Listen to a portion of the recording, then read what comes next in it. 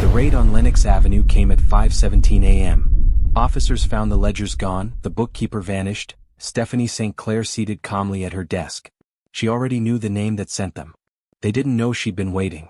The night had not yet decided to become morning when the first officer's boot struck the bottom step. November 14, 1930. Lenox Avenue.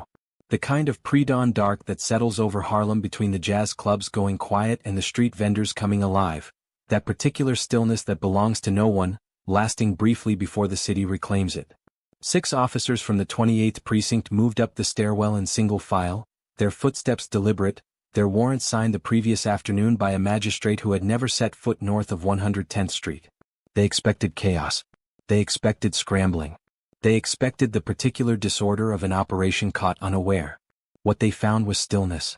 The accounting room on the second floor, the nerve center of Stephanie St. Clair's numbers operation, where by any reasonable calculation several $1,000s in policy slips, ledgers and evidence of organized gambling should have been waiting, was clean. Not swept clean. Surgically clean. The filing cabinet stood open and empty, its drawers pulled out like a chest without a heartbeat. The mahogany desk where Stephanie's bookkeeper had spent 5 days a week recording the financial flow of the largest black-owned numbers operation in New York, bare. Not a slip of paper. Not a pencil mark. Not a trace of anything that had ever been there. His chair stood at an angle, as though he had simply stood up mid-thought and walked out of the story entirely. He had. They found Stephanie in the adjoining office. She was seated behind her own desk, upright, fully dressed in a charcoal wool skirt and cream blouse, a double strand of pearls at her throat. Her coat was folded precisely over the back of her chair, as though she had already decided where she was going next. A cup of coffee sat on the desk before her, still sending a thin thread of steam toward the ceiling. She had known they were coming long enough to make coffee. The lead officer, a sergeant from the 28th, broad-shouldered, with 30 years on the force behind his eyes, stopped in the doorway. He looked at her for a moment that stretched longer than it should have. In a decade of raiding numbers operations across Harlem, he had never walked into one to find a woman waiting for him. Seated, composed, dressed for the occasion. Stephanie St. Clair? She looked at him without blinking. Without hurry. The way a person looks at something they expected. Yes, she said. They read the warrant. She listened without expression, her hands folded quietly on the desk, her eyes moving once, only once briefly, toward the window where Lenox Avenue lay cold and still below. Then she stood, lifted her coat from the chair, and put it on with the unhurried precision of a woman leaving a formal dinner, not being placed under arrest. At the door she paused. She turned to face the sergeant. Her Martinique accent, softened by 18 years in New York but never fully surrendered, was precise and deliberate, each word set down like something that had been chosen in advance. "I would remember this morning carefully, Sergeant," she said. "Every detail. The time you arrived. The warrant. And the name on it." He did not know what she meant. He would. The holding cell at the 28th Precinct was cold the way November made those rooms cold. A damp, institutional cold that had nothing to do with temperature and everything to do with the particular indignity of iron bars and bare concrete. Stephanie sat on the wooden bench with her back straight, her coat buttoned to the throat, her pearls still in place. She did not sleep. She did not weep. She catalogued. In the silence of that cell, she ran through every conversation her bookkeeper had attended in the past 3 months. Every meeting. Every name spoken in his presence. Every figure he had recorded in a ledger that was now, she had made certain of this before midnight, in a location the 28th Precinct would never locate. She was not afraid.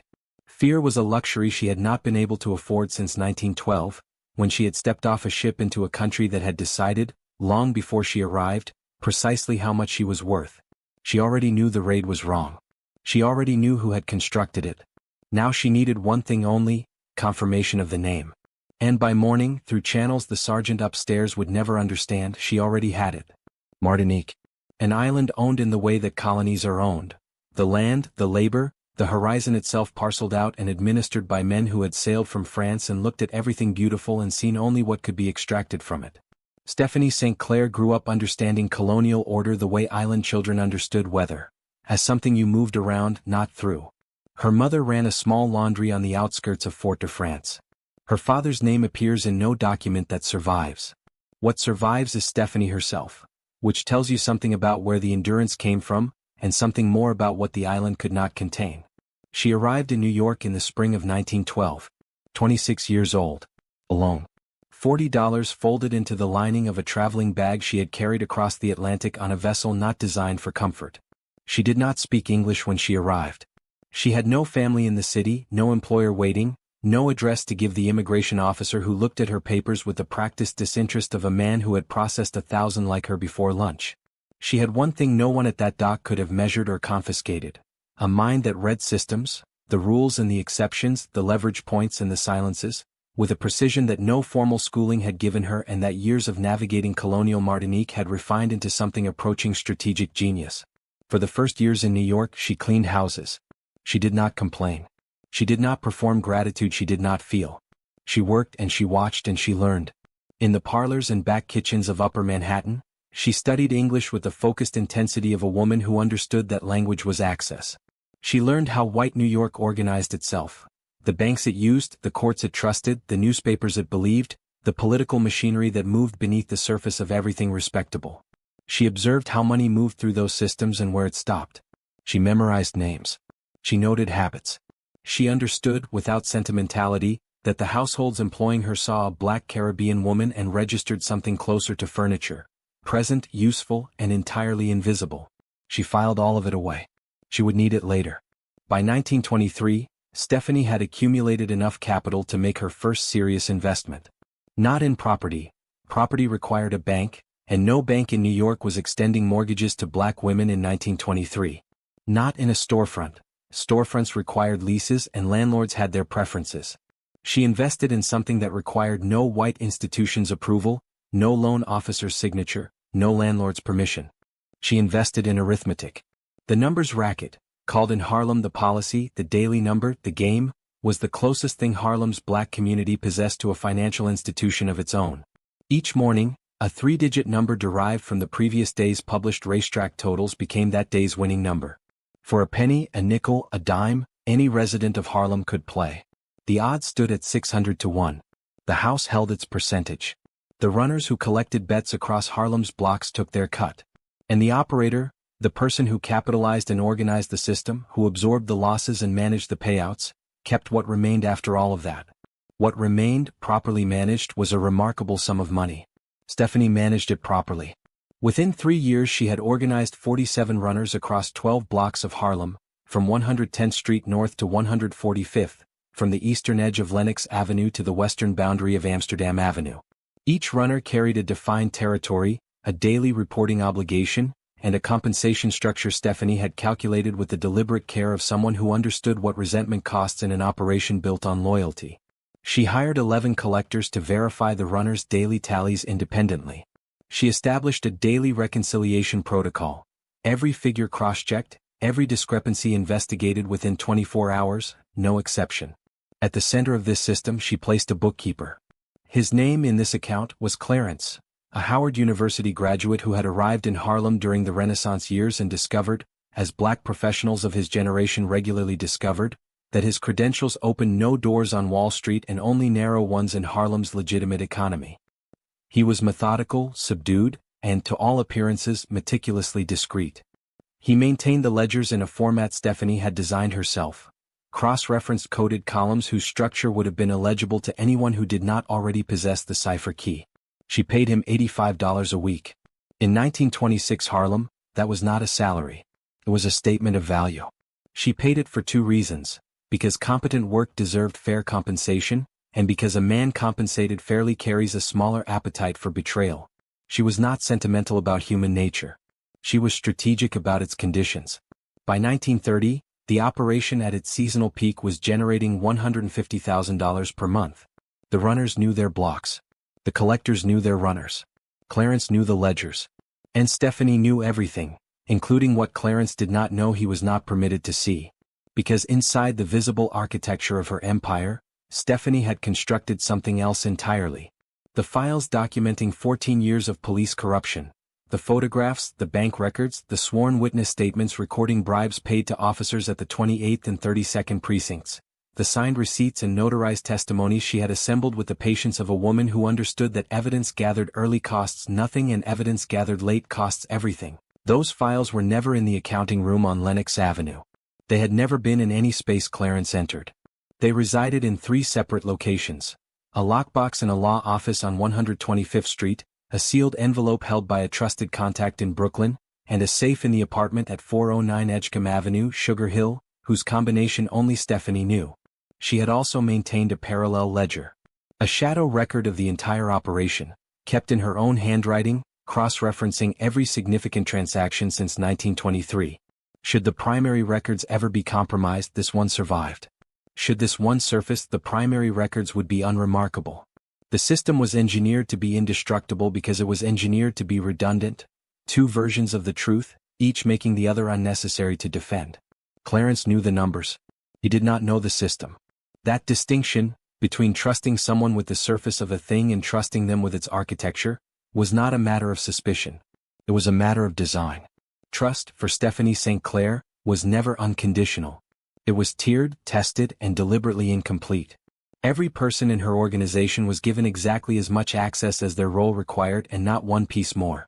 Not Clarence. Not even Bumpy Johnson, who by 1928 had become her most trusted field operator, working the 135th Street corridor first as a collector, then as her primary enforcer and intermediary when disputes required a presence that discouraged further dispute. Bumpy was loyal. He was capable. He understood the operation the way a skilled carpenter understands a house. Every room, every load-bearing wall, every exit. He did not know where the foundation was buried. Only Stephanie knew that. In Harlem at the onset of the Great Depression, Stephanie's operation was something that history has never found a comfortable category for. It was illegal. It was gambling. Both of those things were true. But in a neighborhood where unemployment had climbed past 40% by 1930, where white-owned businesses posted signs that left no room for misunderstanding, where federal relief programs moved through administrative channels that seemed to misplace black applications with remarkable consistency, what Stephanie ran was also something else. It was infrastructure. A woman who attended Abyssinian Baptist Church on a Sunday and hit her number for $4 on a Monday could make her rent on Tuesday.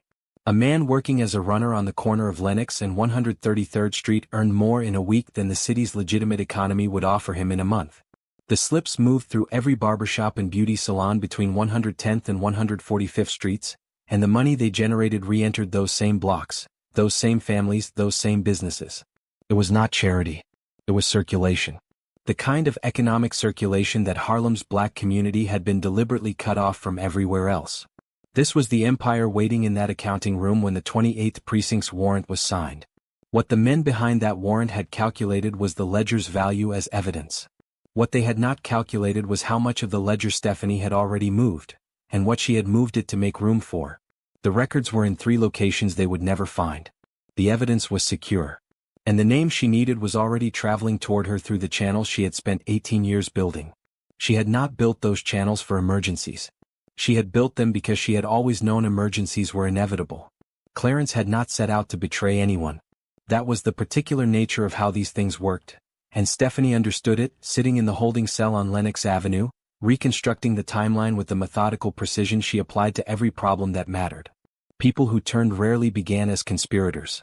They began as people who had encountered a specific pressure at a specific moment and discovered that their loyalty, when tested at the precise point of its weakness, was not as load-bearing as they had believed. For Clarence the pressure was money. Not the $85 a week Stephanie paid him, that had been adequate, fair, and he had known it. The trouble was older than his employment and quieter. A brother in Philadelphia with creditors who had exhausted their patience. A promissory note signed in 1928, compounded in ways Clarence had not fully understood when he put his name to it.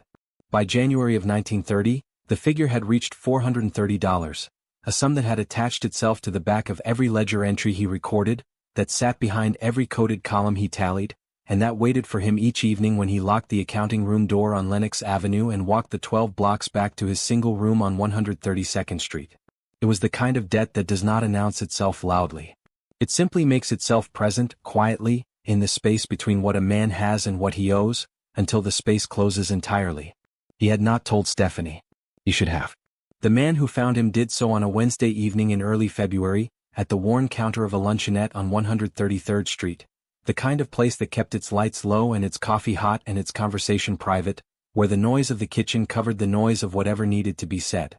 For this account, That man's name was Doyle, a sergeant from the 28th Precinct, broad through the chest, with the unhurried manner of someone who had spent 2 decades doing the preliminary work that other men received credit for.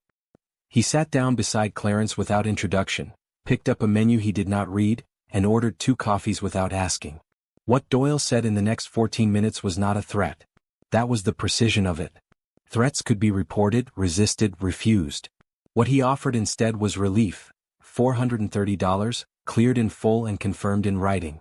Immunity, documented and filed, covering any legal exposure related to Clarence's place of employment.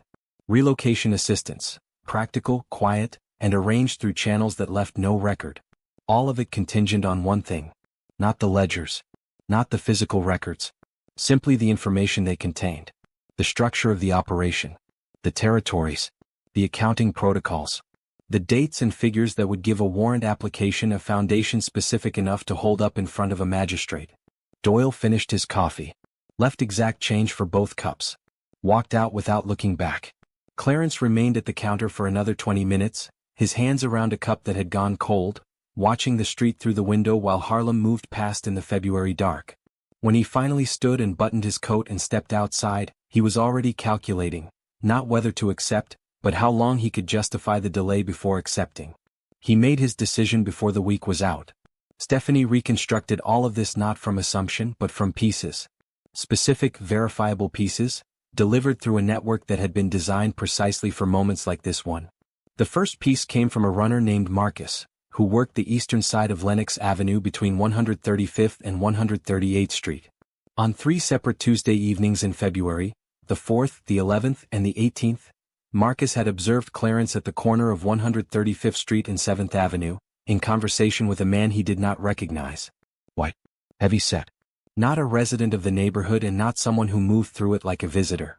Each conversation lasted under 10 minutes. Each time, Clarence walked north afterward and the other man turned south.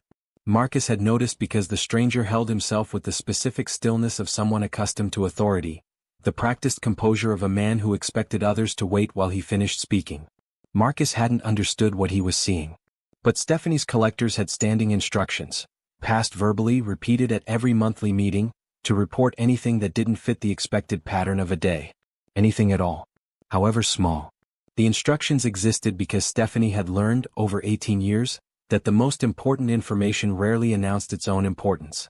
Marcus reported it the following Thursday. The second piece came from Elroy, a researcher and sometime contributor to the New York-Amsterdam News who had spent 14 months mapping a pattern he found troubling enough to document carefully. Every time a specific captain's name appeared on a warrant application targeting a Harlem policy operation, the resulting raid was surgical. Not the broad enforcement sweeps the NYPD regularly conducted for appearances. Those were wide, clumsy, and produced arrests that rarely survived arraignment. These raids were precise. They found what they were looking for because someone had told them exactly where to look. Elroy had traced the captain's name through 2 prior misconduct complaints, one filed in 1926, one in 1928, both of which had been withdrawn before reaching formal disciplinary review under circumstances that Elroy's notes described as simply irregular. He had been waiting for the right context to move the information. When word reached him that Stephanie St. Clair had been arrested in a raid that matched the pattern exactly, he understood the context had arrived. He passed the name through channels the same afternoon. By the morning of November 15, 1930, less than 18 hours after the raid, Stephanie had 2 independent sources pointing to the same name. She needed one more. Her attorney arrived at the 28th Precinct at 10 o'clock that morning. His name was Aldridge, a measured, precise man who had represented Stephanie through 3 previous legal matters and who had long since accepted that her instructions required no elaboration, only execution.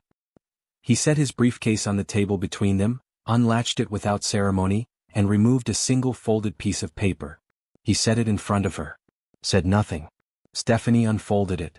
Read it once. The full name, the precinct assignment, the notation of his known political affiliations. Folded it back along the original crease.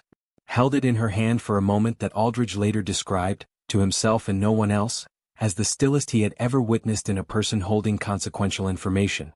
She placed the paper in the interior pocket of her coat. "I'll need 3 things from you before close of business today," she said. Her voice was even. Unhurried. The Martinique accent carried through it like a thread through cloth. present, structural, impossible to remove. She named the 3 things in order of priority. Aldridge wrote them down without question. When he walked back out through the precinct doors and onto Lenox Avenue, back into the cold November morning, the name inside Stephanie's coat pocket had already stopped being information. It had become something else entirely. Stephanie St. Clair walked out of the 28th precinct on the morning of November 16, 1930, at 20 minutes past 9. Aldridge had arranged the bail, $300, posted without ceremony or complication. He walked a half-step behind her as she came through the precinct's front entrance and into the cold Harlem morning. She did not pause on the steps. She did not look back at the building. She fastened the top button of her coat, straightened the pearl necklace at her throat, and walked to the car idling at the curb without breaking stride. She had been in custody for precisely 27 hours and 43 minutes. She had not slept. She did not appear to require it. Aldridge, who had represented many clients through many difficult mornings, would later remark to a colleague that he had never seen a person exit a police precinct looking more like someone arriving at a meeting they had scheduled themselves. That was, in fact, exactly what it was. She sent 3 messages before she entered the building at 409 Edgecombe Avenue. The first went to a trusted intermediary in Brooklyn, with instructions to deliver the sealed lockbox to the Edgecombe address within the hour. The second went to a contact on 125th Street, identical in purpose. The third was for Bumpy Johnson, 6 words delivered verbally through a runner she trusted: "Come to the apartment. Bring Marcus." By 11 o'clock that morning, the mahogany desk in Stephanie's study held everything she needed, and it was a great deal. Police financial records on the left. Bank transfer documentation in the center. Photographs across the right. The parallel ledger, her own handwriting, 18 months of entries, open and cross-referenced against the captain's publicly filed financial disclosures. 3 manila envelopes, sealed, addressed, and waiting for their respective couriers. Anyone looking at that desk would have seen the accumulated work of a patient, methodical intelligence operation. They would also have noted that it was assembled in October, not November. That none of it had been gathered in response to the raid. It had been gathered in preparation for whoever eventually made the mistake the captain had just made. The 3 things Stephanie had requested from Aldridge in the holding cell were not legal motions. They were not bail procedures. Both of those were understood without discussion. The first was a formal introduction, specifically worded and specifically timed, to a federal attorney whose name Stephanie had tracked for 8 months.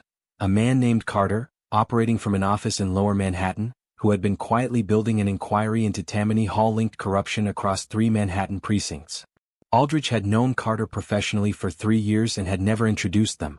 Stephanie had known Aldridge had the connection for 2 of those years and had never asked him to use it. The moment had arrived to ask.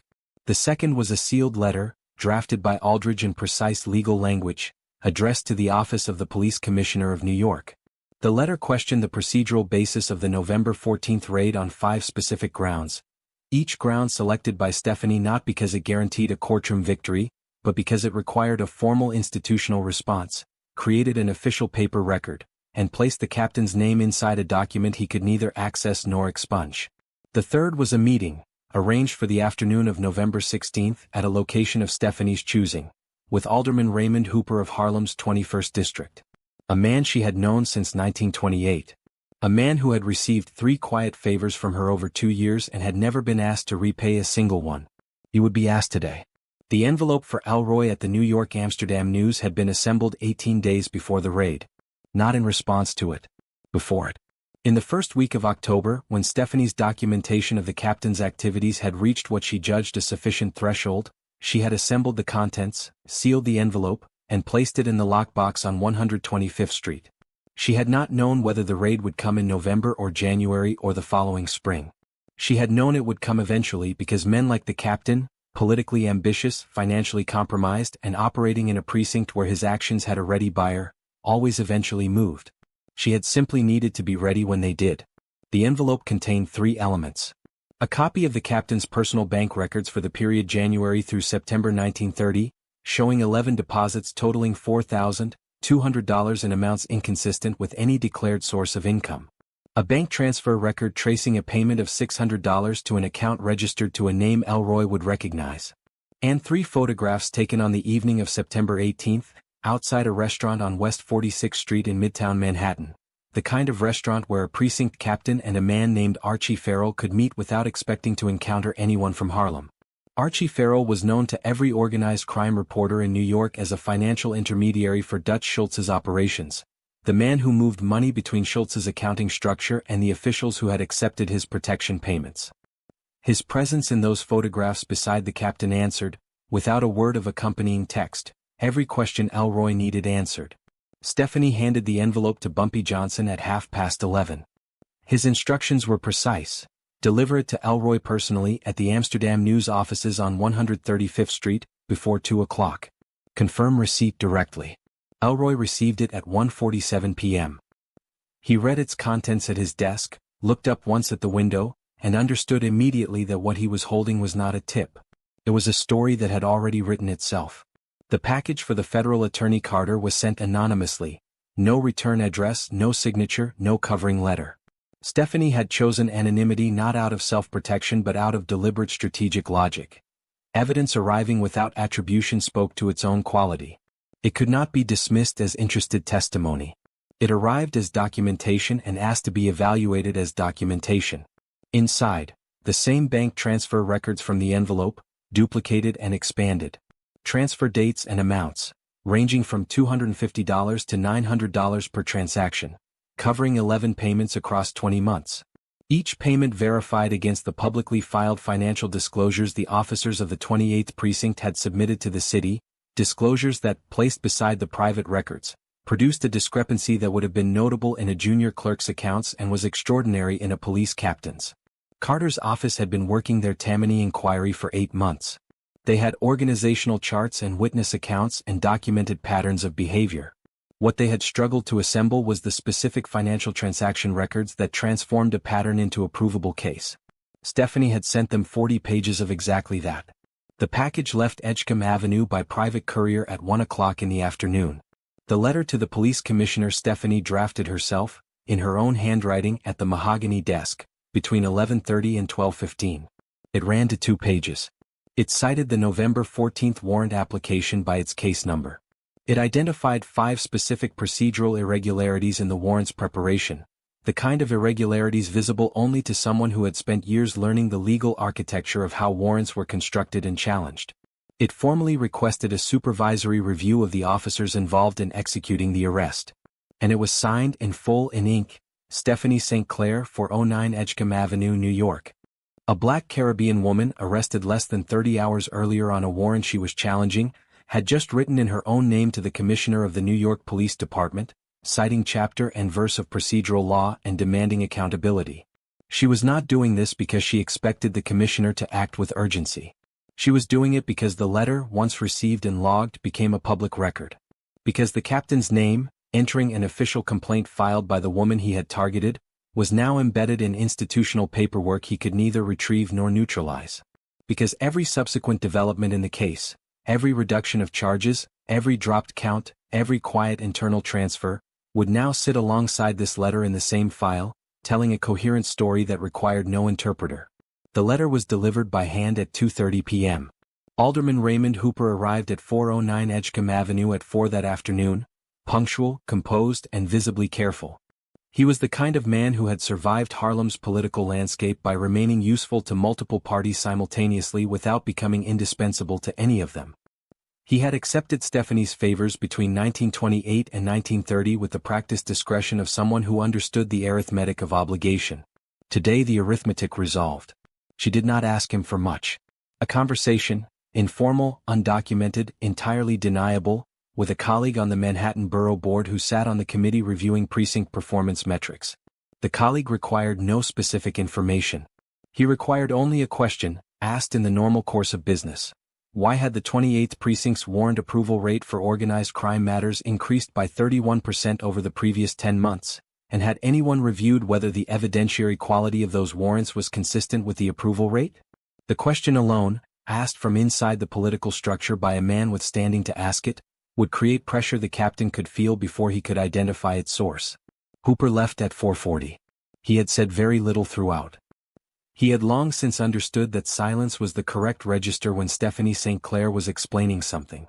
Bumpy Johnson returned to Edgecombe Avenue at 6 that evening with Marcus and 2 additional runners whose territories bordered the 28th precinct. What they had gathered through a day of movement across Harlem.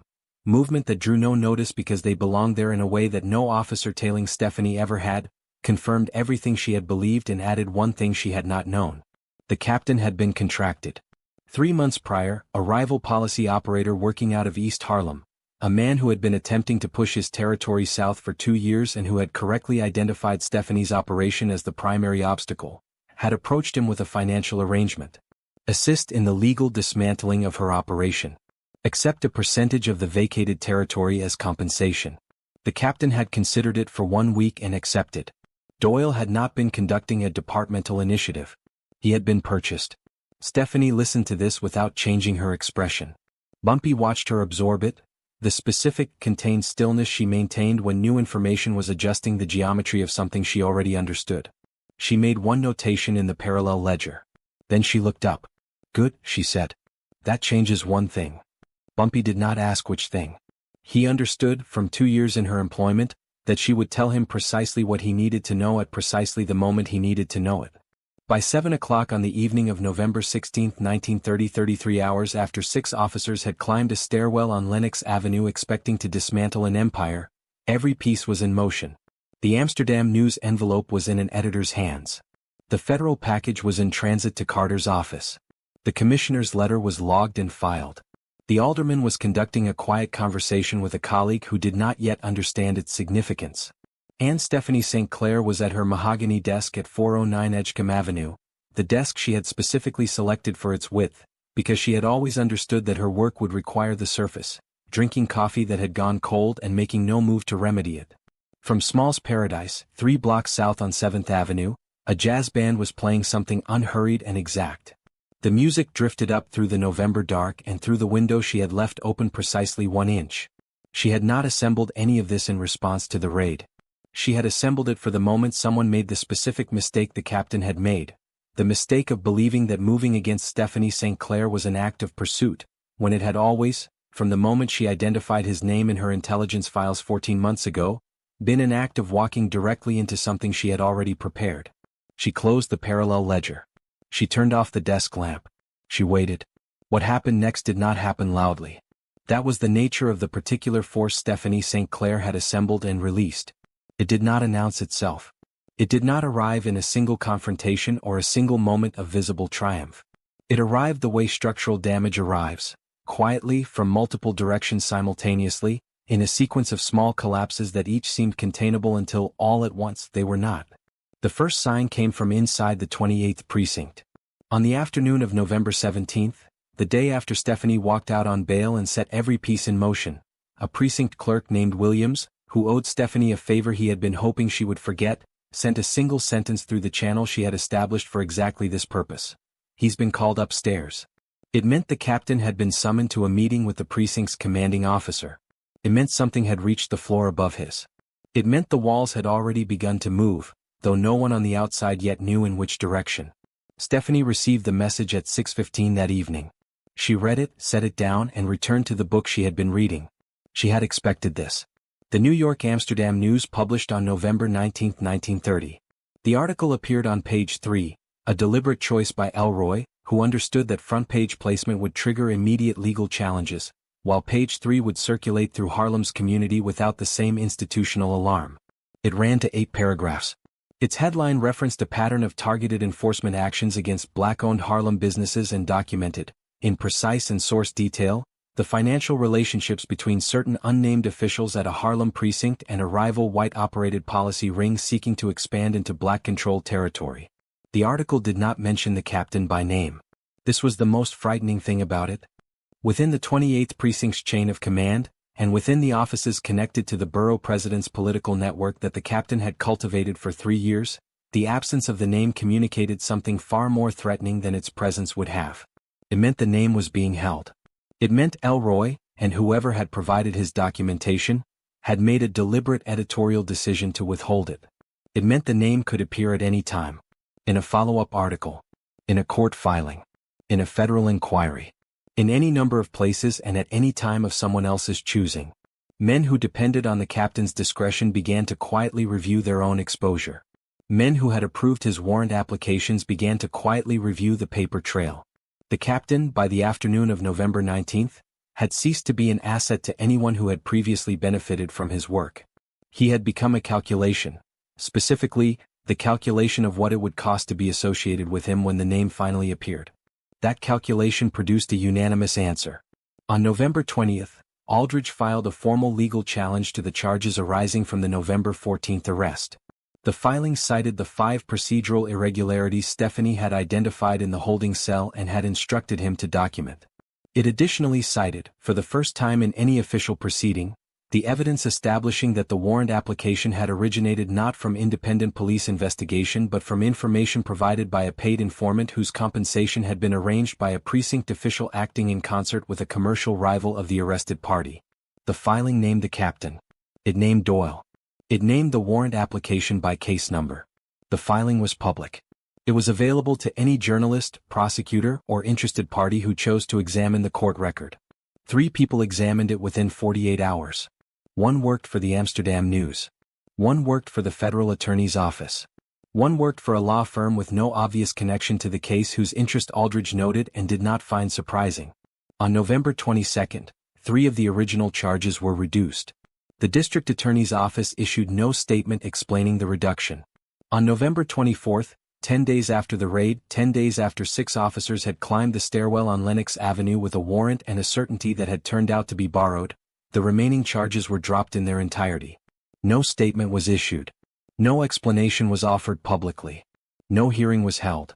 This was how institutional retreat was conducted in November 1930 New York. Not with acknowledgement. Not with accountability. With the administrative equivalent of a door being quietly closed and a file being placed in a drawer from which it would not be retrieved. At the federal level, the package Stephanie had sent to Carter's office on November 16th had arrived, been reviewed, and been incorporated into an inquiry that was already in motion. The financial transaction records it contained, specific amounts, specific dates, specific account numbers, completed a pattern Carter's team had been attempting to document for 8 months. They had the organizational architecture. They had the witness accounts. What they had lacked was the transactional specificity that transformed a conspiracy into a prosecutable case. Stephanie had given them 40 pages of exactly that. Carter did not reach out to Stephanie. He did not need to, and she had not expected him to. The package had been sent without a return address for precisely this reason. It was information placed in the hands of someone with the authority to act on it, from a source who required neither credit nor reciprocity. What she required was the consequence, and the consequence arrived without her name attached to it. On November 28th, a transfer order was processed reassigning the captain to a precinct in the Flatbush section of Brooklyn. The order cited administrative restructuring. No disciplinary notation accompanied it. No public explanation was offered. He packed his desk on a Tuesday morning and was gone from the 28th precinct before noon. His political connections in the borough president's network did not follow him to Brooklyn. They did not follow him anywhere. The rival operator who had contracted him, the man from East Harlem who had identified Stephanie's operation as the obstacle to his southern expansion, found himself in a different difficulty by early December. The ground intelligence Bumpy Johnson had gathered on the 16th had been specific enough to be actionable, and Stephanie had been specific enough in how she deployed it. His name reached the Amsterdam News through a second channel. His arrangement with the captain, now a matter of a filed court record in Aldridge's challenge, was not something he could distance himself from quietly. He withdrew his expansion effort. He returned to East Harlem. He did not revisit the subject of Stephanie St. Clair's territory. Clarence resurfaced in late November. He had the $430 Doyle had paid him. The debt cleared as promised within days of the raid. But the immunity assurance had traveled with the captain's political standing, and that standing was in Brooklyn now, diminished and receding. He had no protection. He had no employer. He was in Harlem, the specific Harlem that had watched what he had done and had reached its conclusions through the particular wordless community channels that moved faster and with more precision than any precinct bulletin. No one touched him. Stephanie had made her position on that matter plain through Bumpy, in 2 sentences, the morning after she was released on bail. She did not need to harm Clarence. She did not need to pursue him, frighten him, or acknowledge his existence in any material way. He was a man who had sold his usefulness to someone who could no longer use it, in a neighborhood that now understood exactly what he had done. In Harlem in 1930, that was a consequence more lasting than anything Stephanie could have arranged directly. He was simply no longer relevant. And in the only world that had ever mattered to him, irrelevance was its own sentence. On the evening of November 24th, after Aldrich called with the news that the charges had been dropped, Stephanie St. Clair walked from the 409 Edgecombe Avenue entrance up 2 flights of stairs and into her study. She sat down at the mahogany desk. She opened the new ledger, not the one Clarence had kept, not anything that bore his handwriting or his history, but a fresh one, its pages unmarked, its spine unbroken. She uncapped her pen. Outside the window, Lenox Avenue moved through the early evening in the particular way it moved in late November. Coats buttoned, breath visible, the city pulling itself inward against the cold while Harlem, as always, remained audible. The sound of a streetcar. Voices from the corner. Distant music from somewhere south on 7th Avenue, unhurried and exact. She wrote the date at the top of the first page, November 24, 1930. Then she wrote the first entry. The empire was open for business. It had never, in any meaningful sense, been closed.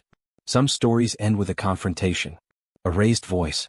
A moment of visible reckoning that allows everyone present to understand, without ambiguity, that something has changed.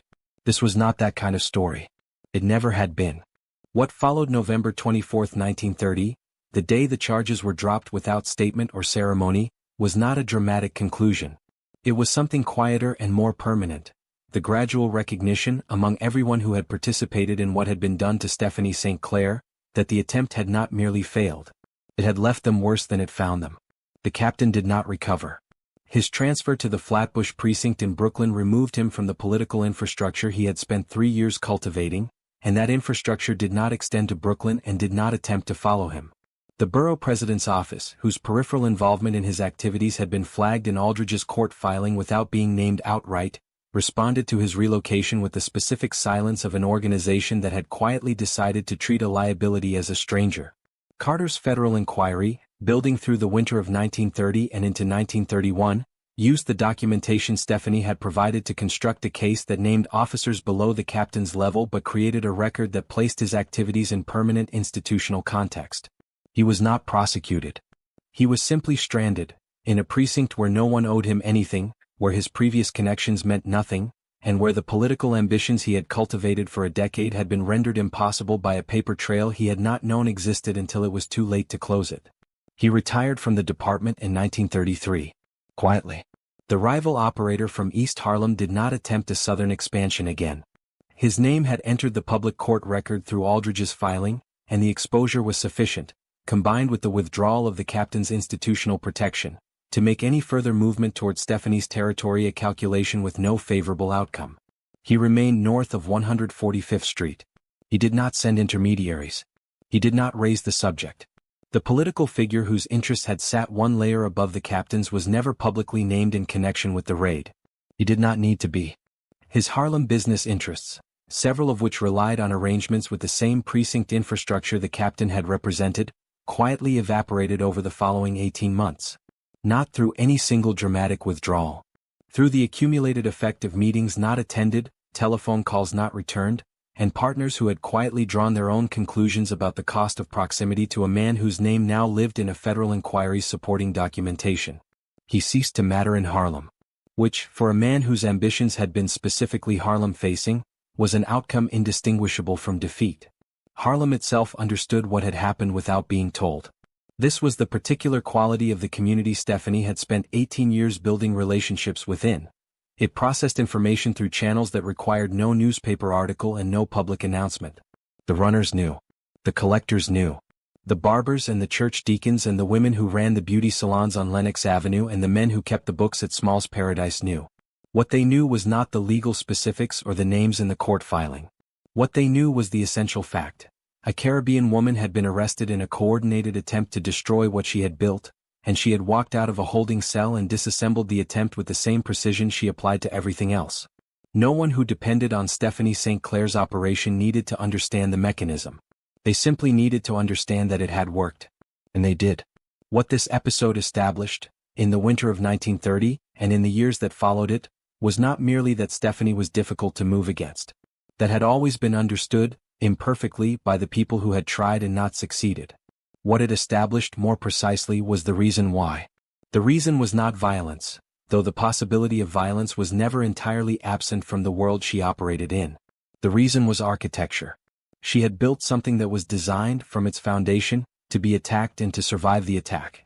She had built it as a Caribbean immigrant woman in a city that had no category for her except those it had designed to contain her. She had built it as a black woman operating under Jim Crow conditions that restricted her access to every legitimate institution of financial and legal protection. She had built it without the advantages that the men who attacked her possessed by birthright: the bank accounts, the political networks, the institutional credibility, the basic presumption of authority that walks into a room ahead of a man who has earned none of it and cannot be revoked. She had built it anyway. She had built it out of patience, observation, and an absolute refusal to accept that the limitations placed on her were anything other than obstacles to be studied and circumvented. On a morning in December 1930, a runner named Marcus crossed Lenox Avenue at 137th Street at 7:15 a.m. and knocked on the door of a grocery that had been open since 5. He collected 14 slips from the grocer, a woman named Mrs. Ida Collier, who played the same number every day and had been doing so since 1926. He folded the slips into his coat pocket and moved north toward the next stop on his route. The money those slips represented would move upward through a system of collectors and ledger entries and reconciliation protocols to a woman sitting at a mahogany desk in Sugar Hill, who would record it in a fresh ledger in her own handwriting before 9 o'clock. The raid had come for the ledger. It had not come for the system that produced it. It had not known the system existed. It had assumed that what was visible was what was real, and that destroying what was visible would destroy what mattered. It had been wrong. Mrs. Collier played her number. The Empire opened its books. Stephanie St. Clair picked up her pen.